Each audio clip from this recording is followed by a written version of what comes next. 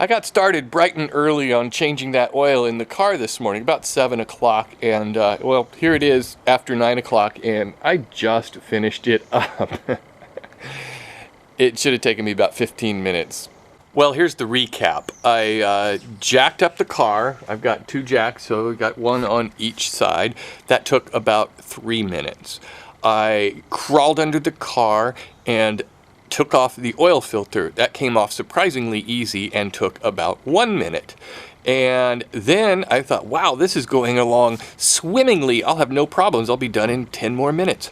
That was where I ran into problems. I couldn't get the little plug off of the oil pan. It was fused on there. Whoever did that last time just got it on there so tight.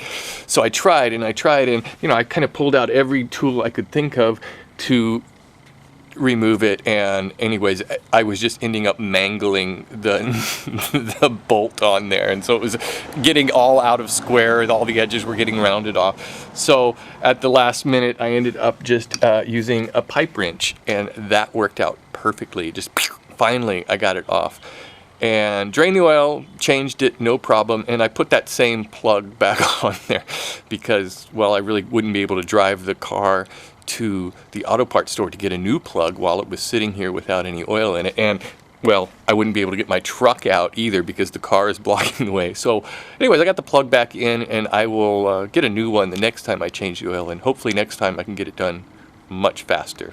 While I was searching for a proper wrench or a socket or something to change the oil, I pulled out this old toolbox, which really I don't really use for anything because I keep it around. It's very special. This was my grandfather's old toolbox. That's his name, P.L. Ramsey, Paul L. Ramsey, and W.U. Telco. He worked for Western Union. He was a telegrapher, and so he always liked to paint things on his boxes, and so he had Uncle Wes on there. I guess that was probably what they called Western Union, Uncle Wes.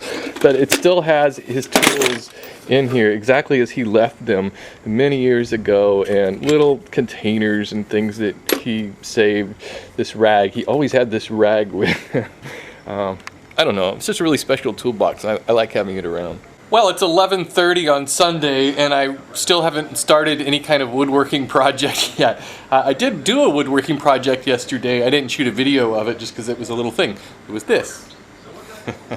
That's it. That was the, I like to call the world's smallest bandsaw box.